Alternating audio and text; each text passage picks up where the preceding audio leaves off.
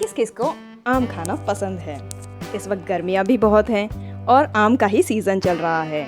या फिर strawberries and strawberry shake तो और भी बढ़िया। या फिर मम्मी के हाथ के आलू के पराठे, यम।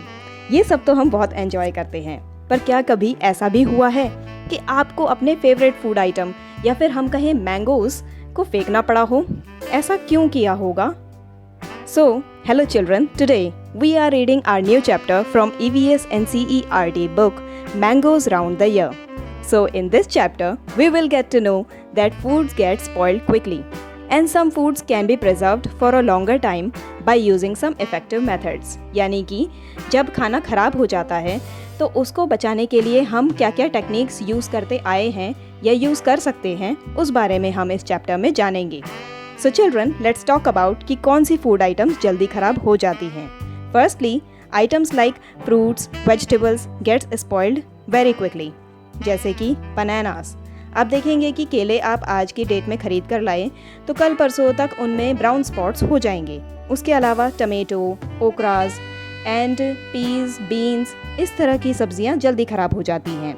उसके अलावा पका हुआ अनाज भी जल्दी खराब हो जाता है, जैसे कि कुक्ड राइस यानी कि पके हुए चावल एंड रोटीज़, ये भी बहुत जल्दी खराब हो जाती हैं। अगर इन्हें हम अभी में बनाएं तो शाम तक में ये खराब होने लगेंगी एंड स्पेशली इन समर्स। तो समर्स में ऐसा क्या है कि ये खाना जल्दी खराब हो जाता है? So children, why do these food items gate spoiled this quick? Let's find out the reason. हम सभी जानते हैं कि हमारे एनवायरनमेंट में ढेर सारे माइक्रो ऑर्गेनिजम्स होते हैं। ऑल्सो ऑक्सीडेशन की प्रोसेस लगातार होती रहती है।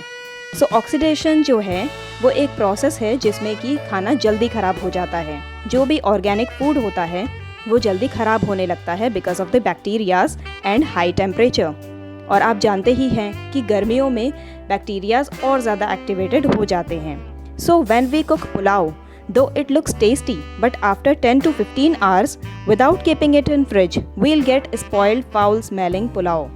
So would you eat it? Now children, क्या सोचते हैं आप कि आप उस पुलाव को खा सकेंगे? Due to oxidation, the pulao got spoiled. So अब बात करते हैं उन फूड आइटम्स की जिनको हम सुपरमार्केट से खरीदते हैं, like bread, jam, butter, chips and juices. क्या लगता है इनको हम कब तक कंज्यूम कर सकते हैं? 1 day, 2 day, 3 days, or we can consume these food items with the necessary instructions such as best before देखकर या फिर मैन्युफैक्चरिंग डेट देखकर। आपने कभी ब्रेड का पैकेट खरीदा होगा तो वहाँ पर आपने बैक साइड में देखा होगा कि उसमें लिखा होता है best before 9 months to use या फिर MFG date. So you must have seen कि मम्मी ने आपको पैसे देकर पास की दुकान से ब्रेड का पैकेट लाने को बोला होगा and she must have told you कि एक्सपायरी डेट देखकर ही आप फूड को खरीदें। So because when bread gets spoiled it gets moulds, यानी कि ब्रेड पर फंगस लग जाती है। सो मोल्ड्स, जिन्हें कि हम फंगस कहते हैं, they can harm our stomach if eaten. In olden times pickling was the method widely used to preserve food items. So हम बात करते हैं पुराने समय की, जब लोगों के पास फ्रीजर्स नहीं थे, प्रिजर्वेटिव्स नहीं थे, तो उस समय पे लोग अपना खाना कैसे सुरक्षित रखते थे। Vegetables, fruits, fishes and even meats, इन सब का भी पिकल बनाया जाता था, यानी कि अचार, आर गुड ओल्ड अचार। जब हमारे पास में घर में कोई भी सब्जी नहीं होती तो हम अचार, दाल और चावल से ही अपना गुजारा कर लेते हैं। तो बच्चों, अब आपने जाना कि भारत में अचार बनाने की परंपरा इजिप्ट से आई, यानी कि मिस्र से। आप देखेंगे कि अचार बनाने के लिए बेसिक इंग्रेडिएंट नमक और तेल होता है, जिसके कारण अचार के लिए यूज़ होने वाला फल या सब्ज़ी वाटर रिटेन ना करें, क्योंकि पानी अगर किसी चीज़ में होता है तो वो फल या सब्ज़ी जल्दी ख़राब हो जाती है। इसके प्राइम एग्जांपल्स हैं वाटरमेलन, लौकी एंड आपका बोटल गोर्ड।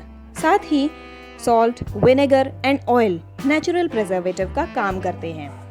सो हम अचार जब बनाते हैं तो हम एक तरह से अपनी सब्जियों को बचा रहे होते हैं। Other than that, pasteurization is a method used to preserve milk from getting spoiled. Children, pasteurization एक प्रोसेस है जिसमें कि फूड आइटम्स जैसे कि मिल्क एंड फ्रूट जूसेस बहुत माइल्ड हीट में ट्रीट किए जाते हैं, यानी कि उन्हें गर्म किया जाता है at a temperature under 100 degree Celsius. 100 degree Celsius के नीचे से तापमान में they are getting heated so that bacteria get killed and thereafter we can consume that milk. So इस टेक्निक को इजाद किया था the infamous the Lewis pasture ने, जो कि फ्रेंच केमिस्ट और माइक्रोबायोलॉजिस्ट थे। इन्होंने पास्चराइजेशन के अलावा वैक्सीनेशन या टीकाकरण की भी खोज की।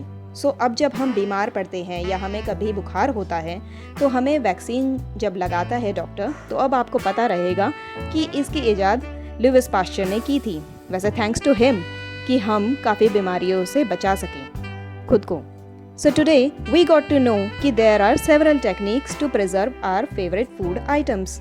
Till we meet the next video, take care, bye bye.